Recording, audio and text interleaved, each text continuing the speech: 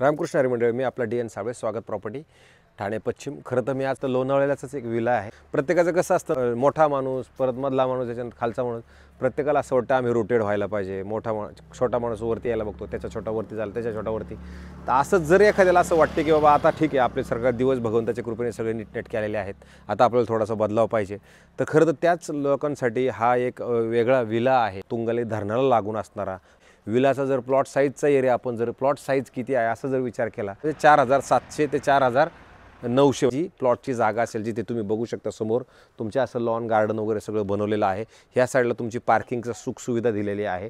आणि जर समजा इकडल्या साईडला आपण गेलो तर तुम्हाला इथे तुमचं स्वतःचं आपलं असणारं स्विमिंग पूल बनवलेलं आहे, जो तुमच्या घरामध्ये असेल।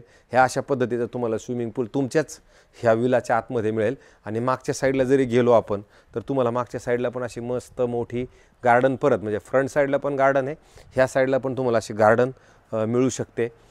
आणि हे डोंगराच्या कुशीतलंच हे विषय आहे, म्हणजे डोंगराची कुशीमध्येच हे आहे। आणि मागच्या साईडला जरी तुम्ही बघितलं तर तुम्हाला मागच्या साईडला पण असं मस्त तुमच्या गार्डन ह्याच विलामध्ये मिळेल। समोर जर आपण बघितलं, म्हणजे आपला दरवाजा जर उघडला, आपण घराचा दरवाजा ओपन केल्यानंतर जर बघितलं तर तुम्हाला डोंगरच दिसतो। आणि तुंगालीचं जे वरती धरण आहे ते तुम्हाला धरण तुमच्या ह्या घरामधनं बाहेर बघितल्यानंतर 100% दिसणार आहे। आणि मग जेव्हा आपण ह्या घराच्या ह्या वरांद्यामध्ये येणार आहोत तर आतमध्ये ज्यावेळेला जाणार तर तुम्हाला आतमध्ये हे पश्चिम दिशेला असणार आहे आणि बाहेर आल्यानंतर तुम्हाला पूर्व दिशेला असणार आहे। सकाळचा सूर्य भगवंताला तुम्हाला दिसणार आहे, संध्याकाळचा भगवंत पाठीमागून दिसेल। सो ज्यावेळेला तुम्ही इथे येणार आहात, इथं बघा तुमच्या या हॉलमधनं जर आपण विचार केला तर हॉलमधनं तुम्हाला समोर तुमचं असणारं स्विमिंग पूल दिसतं। अधिक ह्या साईडला तुम्हाला असा मोठा तुमचा हॉल आहे। समोर जर बघितलं तर टी व्ही वगैरे ह्या लोकांनी ठेवलेला आहे। हा सेम विलाच आहे, हाच विला विकायचा आहे। आणि समोर ह्या साईडला काचा लावले तर तुमची गार्डन, ते डोंगर, ते धरण, हे सगळं तुमच्या विलासमोर तुम्हाला अशाच पद्धतीचं जे आहे हाच विला विकायचा आहे खरं तर मग हा 2500 फुटाचं याचं कार्पेटचं बांधकाम असणार आहे। आणि ह्याच्यात जर विचार केला तर 4 BHK हा असणार आहे। मुंबईच्या एरियात जर आपण मुंबई आणि मुंबई ठाणे किंवा बाजूला हे आता आउटर शहर आहेत, त्याच्यामुळे त्या पद्धतीचं आहे। मी इकडे आला तर इथं तुम्हाला 2 साईडला असणारं प्लॅटफॉर्म लागणारं किचन मिळेल। आणि किचनच्या जर आपण बाहेर साईडला जर आलो तर अजून याचं कामच चाललेलं आहे, लाईटिंग बीटिंगचं थोडंसं सगळं लाईट वगैरे लावायचं। त्याच्यामुळे ह्या साईडला जर आपण आलो तर ह्या साईडला पण बघा तुम्ही गार्डनिंगच केलेलं आहे। अधिक इकडे जरी आला तर इथे तुम्हाला थोडं स्टोर रूम टाईप पण तुम्हाला इकडलं हे तुमची जागा अशा पद्धतीची मिळते। हे रेडी करून आता मिळणार आहे आपल्याला, काही प्रॉब्लेम नाही, त्याचं थोडंसंच काम बाकी आहे।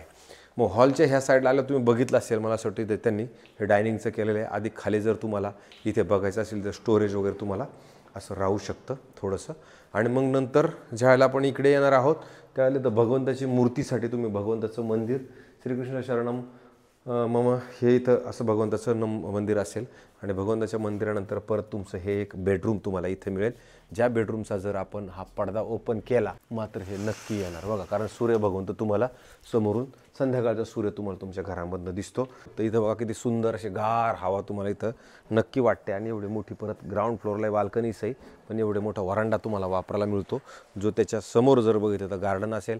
पाठीमागं काही विलांचे कामं चाललेले आहेत, ह्याच्यात पण वेगवेगळ्या विलाज आहेत। आता थोडक्यात आपण हा 4 BHKचा बघतोय, कमी 5000 फुटाचा बघतोय। इकडं परत आलात तर वॉशरूम, बाथरूम, टॉयलेट तुम्हाला ह्या साईडला इथं प्रशस्त आणि मोठं नक्की मिळतं। त्या साईडला गेलात तर ड्राय बाल्कनीचं स्पेस पण तिकडनं दिलेलं आहे ऑलरेडी। आणि नंतर मग आपण वरती जर जायचा विचार केला तर इथं बघा एक वॉशरूम, टॉयलेट वगैरे थोडंसं दिलेलं आहे, मोठं आहे चांगलं। त्याच्यानंतर मग तुम्ही वरती ज्यावेळेला जाणार आहात, आता ह्याला मात्र कॅप्सूल लिफ्ट वगैरे नाही आहे, हे आपल्याला पायी जावं लागणार आहे, म्हणजे याच्यात ती सुविधा नाही आहे। त्याच्यामुळे हे आता पायी जायचं, किंवा जर करून घ्यायची सुविधा म्हटलं तर मग तुम्हाला इथे ह्या ठिकाणी ते कॅप्सूल लिफ्ट लावून घ्यायची तुम्ही इथं सुविधा करू शकता। जिथं खाली भगवंताचं मंदिर होतं ते इथं सुविधा ती करू शकता। आणि ह्या साईडला जर आपण आलो वरती तर इथे तुम्हाला हे बाथरूम आहे। त्याच्यात आल्यानंतर इथं बघा बाथटब, मोठा चांगला बाथटब जॅग्वार फिटिंगमध्ये दिलेला आहे। इथे परत आंघोळीची सोय आहे आणि इकडं वॉशरूमची सुविधा, इकडं वॉशरूम वगैरे सगळं, टॉयलेट वगैरे सगळं असं मस्त मोठं तुम्हाला ह्या साईडला मिळेल। आणि इकडे जर आपण आलो तर मग सकाळचं ऊन तुमच्या घरात येईल सगळं बेडरूममध्ये। तर त्या साईडचा बघा हा केवढा मोठा बेडरूम आहे, इकडनं हा बेडरूम, परत ह्या साईडला तुमचं कपाट, वॉलड्रॉप, ते सगळं असं एवढी मोठी जागा परत तुम्हाला ह्या साईडला पण मिळणार आहे. आणि मग समोर इथे तुमचं ह्या बेडरूमला असणारी ही एवढी मोठी प्रशस्त अशी हे बाल्कनी आहे. ज्या बाल्कनीमधनं मग जर इकडलं जर मी बघितलं तर मला इथे असा मस्त डोंगर हिरवागार दिसतो. आणि ह्या साईडला जरी गेलं तर डोंगर हिरवागार. पावसाळ्यात तुम्हाला इथे एकदम अलग फील येणार, कारण समोर तुमचं जर बघितलं तुंगाले धरण आणि त्याच्यानंतर परत तो डोंगर. म्हणजे मला हे म्हणायचं की जेव्हा आपण ह्या बंगल्यामध्ये राहणार आहात त्याच्याला असं सुंदर वातावरण तुम्हाला या बंगल्यामध्ये नक्की मिळू शकतं अशा पद्धतीचं. आणि मग जेव्हा तुम्ही इकडे येणार आहात तर हे झालं तुमचं ह्या साईडचा विषय. हे बेडरूम झालं. त्याच्यानंतर अजून एक बेडरूम तुमचं ह्या साईडला आहे, जे हे पण प्रशस्त मोठं आणि चांगलं भारी आहे. बघा हे पण मोठं आहे.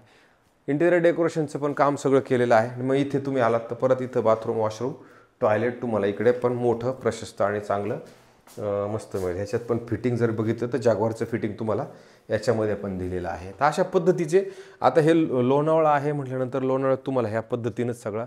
आणि हे जर पडदे आपण ओपन केले तर तुम्हाला इकडे पलीकडल्यांची विला जी आहे ती दिसणार आहे.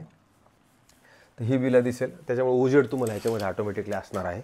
इथे तुम्हाला 5,000 फुटाचा पण प्लॉट आहे, 6,000 फुटाचा पण प्लॉट आहे, 7,000 फुटाचा पण प्लॉट आहे, 8,000 फुटाचा पण प्लॉट आहे. म्हणजे त्याच्यानुसार तुमची साईज पण ऑटोमॅटिकली बदली होईल. आता हे आपण कमी याच्यातलं दाखवलं. हे मोठा हा बेडरूम आहे बघा. हा पण एक मोठा प्रशस्त आणि चांगला हवेशीर असणारा बेडरूम आहे.